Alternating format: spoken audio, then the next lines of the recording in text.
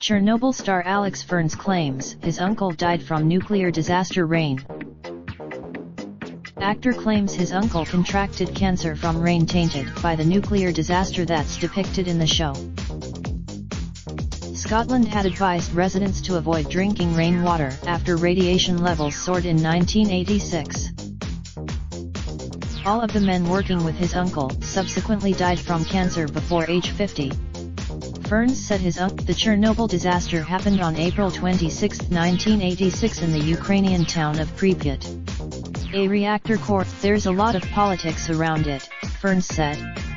But what we do show, video Chernobyl becomes hot tourist spot thanks to HBO series Via Today. Raindrop, drop top, smoking, no cooking the hot pot. Fucking on your bitch, yeah, that. Looking up, open the park.